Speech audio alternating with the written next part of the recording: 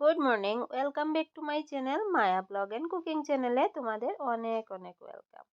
আশা করছি সবাই ভালো আছো আর আমিও বেশ ভালো আছি। তো ঘুম থেকে উঠে গেছি, অনেকক্ষণ হয়ে গেছে। সকালের মর্নিং ওয়াকটা করে এসেছি, এসে কিন্তু ঠাকুরঘরের কাজটাও আমার হয়ে গেছে আর সকালের জল খাওয়া হয়ে গেছে সবার। এবার দেখো চাটা করে নিয়েছি আর চারজনের জন্যই কিন্তু চাটা বানিয়ে নিয়েছি। তো সকালে চাটা খেয়ে নেব। আর চা খেয়ে কিন্তু ছোট ছেলে পড়তে যাবে আর বড় ছেলে তো ঘরে বসেই পড়ছে। তো দেখো চাটা ছেঁকে নিলাম। এবারে হচ্ছে চাটা খাবো, বিস্কিট নিয়ে নিলাম আর এখানে দেখো মুড়ির নাড়ু নিয়েছি। তো চাটা খেয়ে নিই আর তারপর আবারও তোমাদের সামনে আসবো। চা খেয়ে চলে এলাম আবারও রান্নাঘরে। আর এসে দেখো কুকারটা কিন্তু রাতে মাজা হয়নি, বাকি বাসনগুলো আমি রাতের বেলায় মেজে রেখেছিলাম। তো যেহেতু চুলাটা ফাঁকা করতে নেই, ওই জন্য কিন্তু আমি শকরা জিনিস একটা রাখতে হয়, তো প্রেসার কুকারটাই রেখে দিয়েছি। তো দেখো প্রেসার কুকারটাই কিন্তু মেজে নিচ্ছি, আর কোনো বাসন নেই। আর রাতের বেলা কি হয়, সব বাসন মেজে রাখলে কিন্তু অনেকটাই সুবিধে হয়। আর যে ঠান্ডা পড়েছে আমাদের ওখানে, সকালবেলা তো বাসন মাজতেই ইচ্ছে করে না।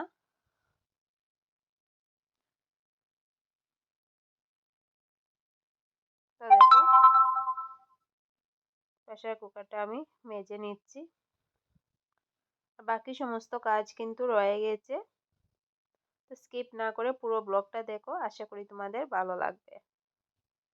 তো প্রেসার কুকারটা মেজে চলে এসেছি বিছানা গুছাতে। আর শীতের দিনে প্রত্যেকটা কাজই কিন্তু করতে একটু অসুবিধা হয়, এদিক থেকে ঠান্ডা থাকে আর যে কাজেই যাবে কাজটা করতেই অনেকক্ষণ সময় লাগে। যেমন ধরো ঠান্ডার সময় বাসন মাজতেই কিন্তু মনে হয় কিভাবে মাজবো, কিন্তু মাজতে লেগে গেলে ঠিকই মেজে নেওয়া যায়।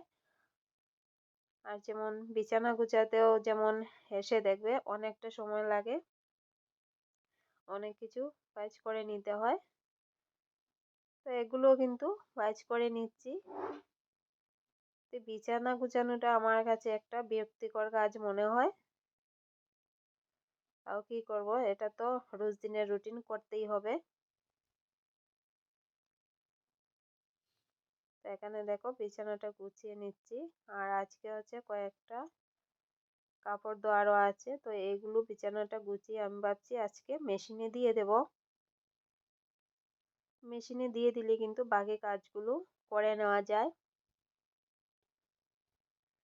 তো এখানে দেখো ওই বিছানাটাও গুছিয়ে নিয়েছি। আর আজকে কিন্তু অনেকটাই রৌদ্র উঠে গেছে আর বেজে গেছে 8টা 10।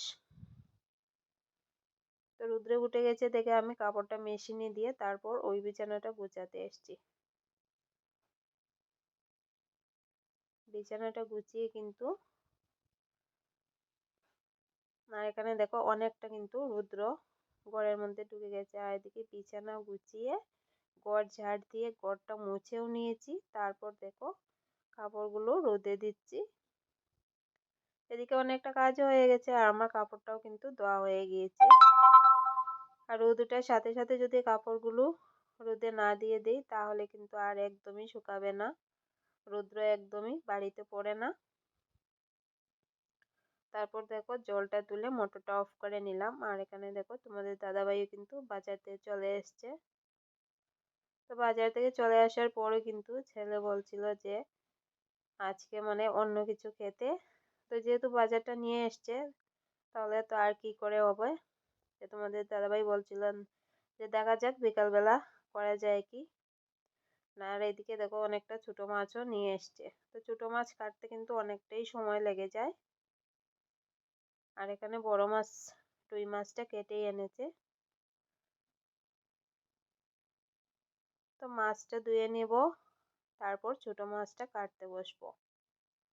আর এদিকে দেখো অনেকটা সবজি, বেগুন, মিষ্টি কুমড়ো, ফুলকপি, ওলকপি, এদিকে রয়েছে শিম, ধনিয়া পাতা, নতুন আলু।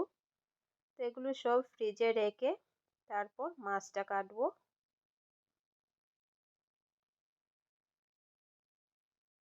তো এখানে দেখো মাছ কেটে ধুয়ে তারপর কিন্তু ছোটো মাছটা ফ্রিজে রেখেছি। আর বড় মাছ আর ফুলকপি দিয়ে একটা তরকারি করে নেব, যেহেতু বিকালবেলা মানে রাতের খাবারে অন্য কিছু করার ইচ্ছে আছে, ওই জন্য শুধু একটাই তরকারি করব মাছ দিয়ে। তো ফুলকপি দিয়ে আর মাছ দিয়ে একটা তরকারি করে নিলেই কিন্তু হয়ে যাবে। আর আজকে কিন্তু তোমাদের সাথে দুপুরের রান্নাটা আমি নিরামিষ রান্নাটা শেয়ার করব না, শুধু এই ফুলকপি আলু দিয়ে মাছের ঝোলটা শেয়ার করছি। দুপুরের যদি নিরামিষ রান্নাটা শেয়ার করতে যাই তাহলে কিন্তু অনেকটাই সময় লেগে যাবে, আর এমনিতেই খুব বেশি বড় ব্লগ হলে কিন্তু বেশি কেউ দেখতেও চায় না, এমনিতেও কিন্তু স্কিপ করে করে ভিডিও দেখা হয়, সবাই দেখে, ওয়াচ টাইমটা দেখলেই কিন্তু বোঝা যায়।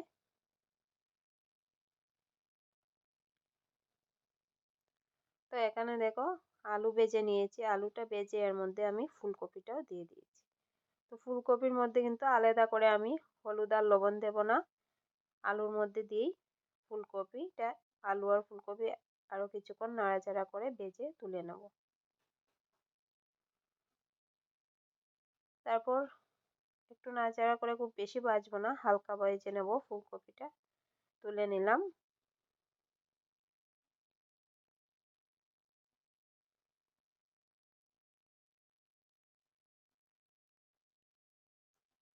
তো এখানে দেখো পেঁয়াজ বাটা, কালো জিরে ফোড়ন, টমেটো সব কিছু দিয়ে নাড়াচাড়া করে এখানে বাকি সব মশলা দিয়ে মশলাটা ভালো মতো কষানো হয়ে গেছে আমার। এবারে আমি ভেজে রাখা আলু ফুলকপি দিয়ে আরও কিছুক্ষণ কষিয়ে নেব মশলার সাথে।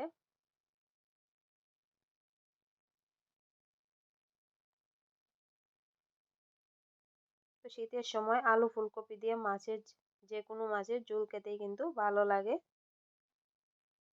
আর তোমাদের দাদাভাই কিন্তু শুধু মাছ দিয়ে খেতে পছন্দ করে না, ওই জন্য সবসময় সবজি দিয়েই আমি বেশিরভাগ মাছের তরকারিটা রান্না করি।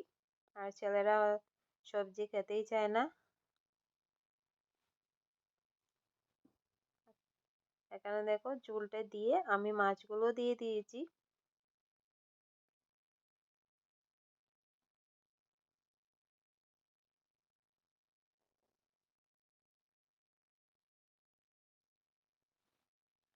আর রাতের বেলা কি রান্না করি এটাও কিন্তু তোমাদের সাথে আজকে শেয়ার করব, যদিও পুরোটা করব না, খানিকটা তোমাদের দেখিয়ে দেব।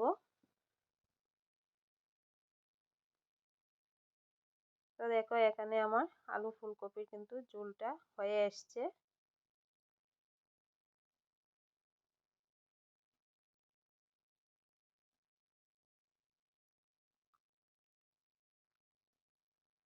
এবারে ধনিয়া পাতাটা দিয়ে নামিয়ে নেব।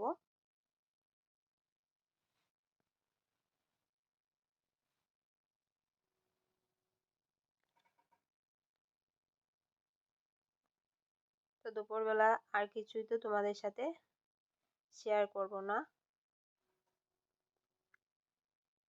তো এইটুকুই আজকে দুপুরবেলা তোমাদের সাথে শেয়ার করলাম, বাকিটুকু রাতের বেলায় করব। তো বন্ধুরা এখানে দেখো বিরিয়ানির ভাতটা কিন্তু হয়ে গেছে, আর তোমাদের দাদাভাই কিন্তু দুপুরবেলায় আসার সময় চিকেনটা নিয়ে এসছে, ওটা তোমাদের সাথে শেয়ার করতে পারিনি, একেবারে রান্নার সময় শেয়ার করছি।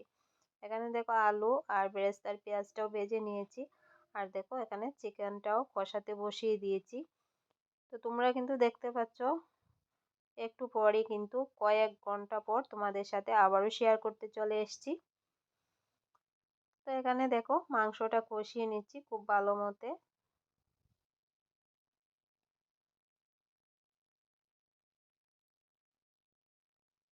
তো পুরো রান্নাটা তোমাদের সাথে শেয়ার করলাম না, অনেকটা সময় লাগবে, ওই জন্য তো ভাবলাম কিছু একটা তোমাদের দেখিয়ে দিই।